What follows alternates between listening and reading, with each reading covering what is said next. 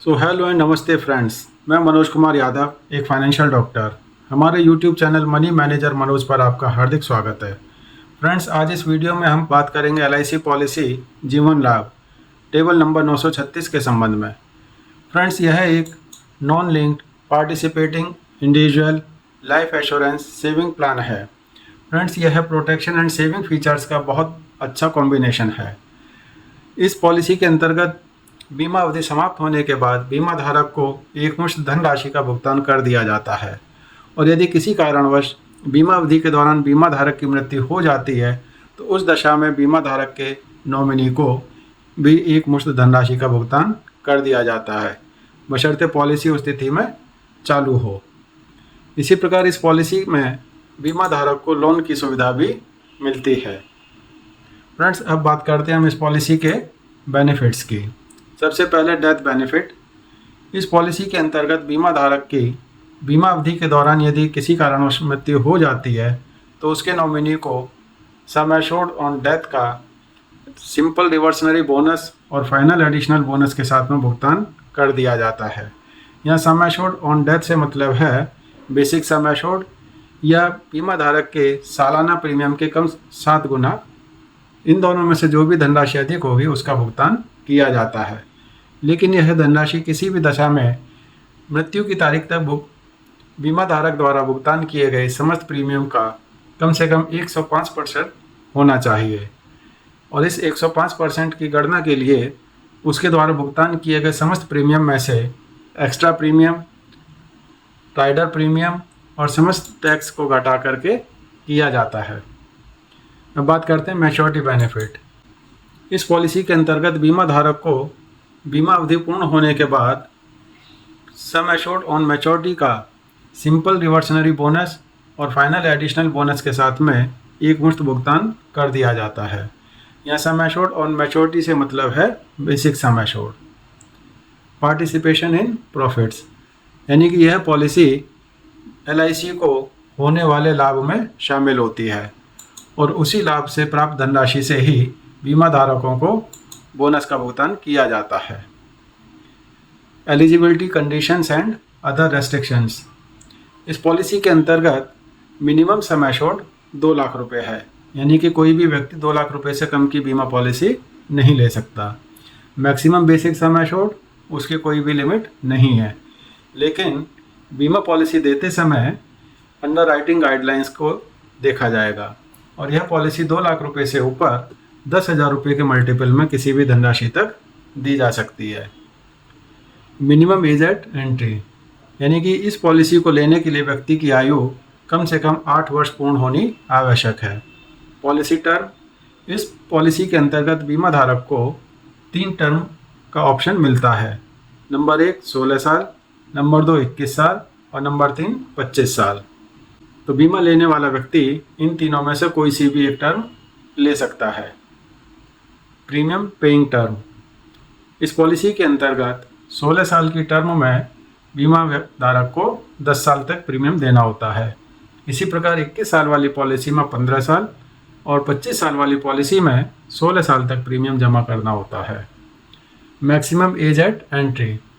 इस पॉलिसी के अंतर्गत 16 साल की टर्म में कोई भी व्यक्ति अधिकतम 59 साल की उम्र तक बीमा पॉलिसी ले सकता है। इसी प्रकार 21 साल की टर्म में अधिकतम 54 साल और 25 साल की टर्म में अधिकतम 50 साल का व्यक्ति ही पॉलिसी ले सकता है। मैक्सिमम एज एट मैच्योरिटी, यानी कि इन तीनों में से किसी भी ऑप्शन में पॉलिसी के मैच्योरिटी की तिथि पर बीमा धारक की अधिकतम आयु 75 वर्ष हो सकती है। पेमेंट ऑफ प्रीमियम्स, यानी कि इस पॉलिसी में कोई भी व्यक्ति अपनी बीमा पॉलिसी का प्रीमियम ईयरली, हाफ ईयरली या क्वार्टरली मोड में दे सकता है, लेकिन नैच के माध्यम से या सैलरी सेविंग के माध्यम से कोई भी व्यक्ति मंथली मोड पर भी प्रीमियम जमा कर सकता है। Rider benefits.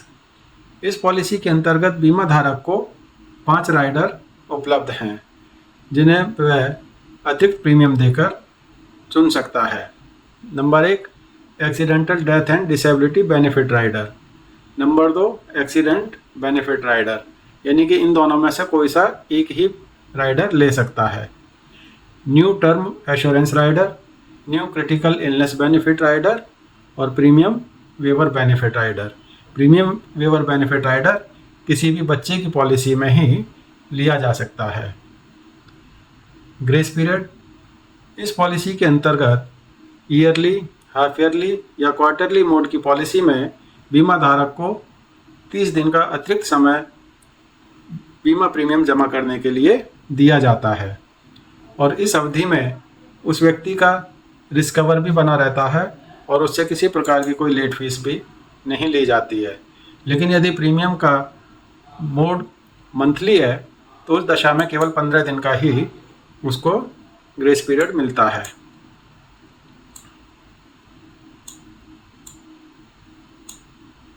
रिवाइवल, यदि कोई बीमा धारक ग्रेस पीरियड में भी अपनी पॉलिसी का प्रीमियम जमा नहीं कर पाता है तो ऐसी दशा में वह पॉलिसी लैप्स हो जाती है और फर्स्ट अनपेड प्रीमियम की तिथि से 5 वर्ष के अंदर अंदर वह व्यक्ति इस पॉलिसी को दोबारा से चालू करवा सकता है।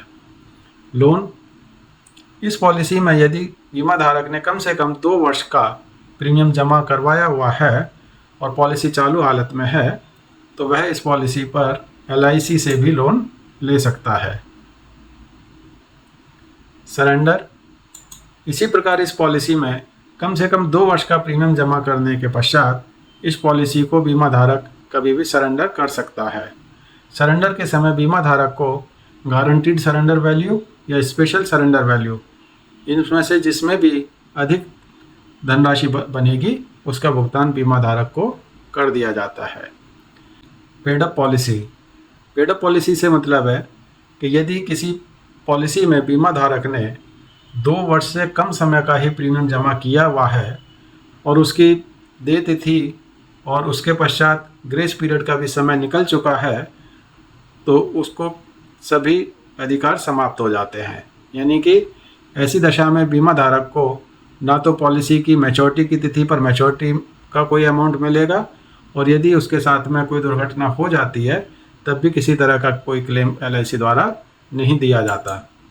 लेकिन यदि किसी पॉलिसी में बीमा धारक द्वारा कम से कम 2 वर्ष का प्रीमियम जमा किया जा चुका है और उसके बाद में ग्रेस पीरियड का समय भी निकल चुका है तो ऐसी पॉलिसी पेड अप वैल्यू प्राप्त कर लेती है और इस दशा में आगे प्रीमियम ना जमा करने पर भी मैच्योरिटी की तिथि पर पेड अप वैल्यू के अनुसार ही उस बीमा धारक को भुगतान कर दिया जाता है। और यदि किसी कारणवश बीमा धारक की बीमा अवधि के दौरान मृत्यु भी हो जाती है तो भी पेड अप वैल्यू के अनुसार उसके नॉमिनी को भुगतान कर दिया जाता है। Settlement option for maturity benefit, यानी कि इस पॉलिसी के अंतर्गत बीमा धारक को यह अधिकार प्राप्त है कि वह अपनी पॉलिसी की मैच्योरिटी एक मुश्त भी ले सकता है और यदि वह चाहे तो उसकी मैच्योरिटी को 5 साल, 10 साल या 15 साल की किस्तों में भी ले सकता है और कुछ शर्तों के अधीन वह मासिक, त्रैमासिक, छमाही या सालाना आधार पर भी ले सकता है। Option to take death benefit in instalments, इसी प्रकार बीमा धारक को यह अधिकार प्राप्त है कि वह डेथ के केस में भी अपनी पॉलिसी का भुगतान किस्तों में 5 साल या 10 साल या 15 साल की किस्तों में अपने नॉमिनी को दिलवा सकता है या नॉमिनी भी चाहे तो वह भी इस अधिकार का प्रयोग इस पॉलिसी में कर सकता है। आइए अब इस पॉलिसी को कुछ उदाहरण के माध्यम से समझ लेते हैं। एक व्यक्ति जिसकी उम्र 30 साल है और वह इस पॉलिसी को 10 लाख रुपए की लेता है। इसमें उसने 25 साल की टर्म ली है जहां उसको 16 साल तक प्रीमियम जमा करना है। तो इस दशा में पहले 16 साल तक वह प्रीमियम जमा करेगा और बाद में 9 साल तक उसे कोई प्रीमियम जमा नहीं करना पड़ेगा। तो यहाँ उस व्यक्ति का पहले साल का प्रीमियम 47,514 रुपये होता है जो ADDB राइडर और GST मिला करके है और दूसरे साल से उस व्यक्ति को 46,491 रुपये सालाना प्रीमियम देना होगा, इसमें भी GST शामिल है। इस प्रकार से 16 साल की अवधि में उस बीमा धारक द्वारा 7,44,879 रुपये का प्रीमियम जमा किया जाएगा।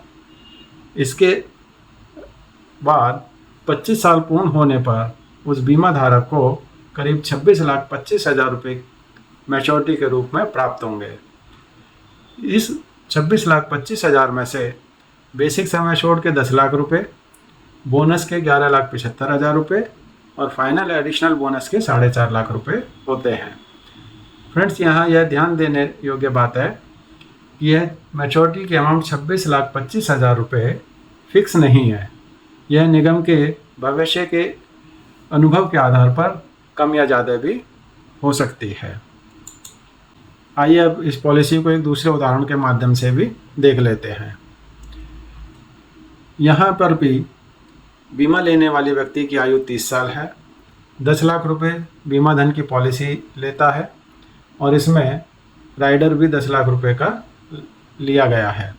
पॉलिसी की टर्म 25 साल है, जिसमें 16 साल तक उसको प्रीमियम जमा करना है। तो इस दशा में पॉलिसी लेने की तारीख से और पॉलिसी समाप्ति की तारीख तक उस व्यक्ति का रिस्क कवर बना रहेगा। अब यहाँ इस पॉलिसी में यह माना गया है कि पॉलिसी की मैच्योरिटी तिथि से पहले ही किसी भी वर्ष में यदि बीमा धारक की मृत्यु हो जाती है तो उसके नॉमिनी को क्या मिलेगा। तो यहाँ पर जब भी कभी उसकी मृत्यु होती है तो बेसिक सम एश्योर्ड और मृत्यु की तिथि तक इस पॉलिसी के अंतर्गत अर्जित समस्त बोनस का भुगतान उसके नॉमिनी को कर दिया जाएगा। और यदि बीमा धारक की मृत्यु एक्सीडेंट में होती है तो बेसिक सम एश्योर्ड के 10 लाख रुपये, एक्सीडेंटल राइडर के 10 लाख रुपये और उस तिथि तक जो भी बोनस इसमें जुड़ा होगा उसका भुगतान बीमा धारक के नॉमिनी को कर दिया जाएगा। यहाँ भी बीमा धारक के नॉमिनी को यह अधिकार प्राप्त है कि वह इस क्लेम की राशि को एक मुश्त भी ले सकता है या 5 साल, 10 साल, 15 साल की किस्तों में भी ले सकता है। फ्रेंड्स, जीवन लाभ LIC की एक बहुत ही अच्छी पॉलिसी है और ख़ास तौर से रिटर्न की दृष्टि से अगर देखा जाए तो इसमें बहुत अच्छे रिटर्न्स हैं। तो आप अभी प्लान कीजिएगा और ये पॉलिसी लेने के लिए अपने LIC एजेंट या आपको जिस किसी भी एजेंट साथी ने यह वीडियो भेजा है उससे अभी संपर्क करें। फ्रेंड्स, आपको यह वीडियो कैसा लगा हमें कमेंट में ज़रूर लिखें और यदि आपको यह वीडियो पसंद आया हो तो इसको लाइक, सब्सक्राइब और शेयर करना बिल्कुल ना भूलें और साथ में बेल आइकॉन भी ज़रूर दबाएं जिससे कि हमारे आने वाले हर वीडियो की जानकारी आपको समय से मिलती रहे। धन्यवाद।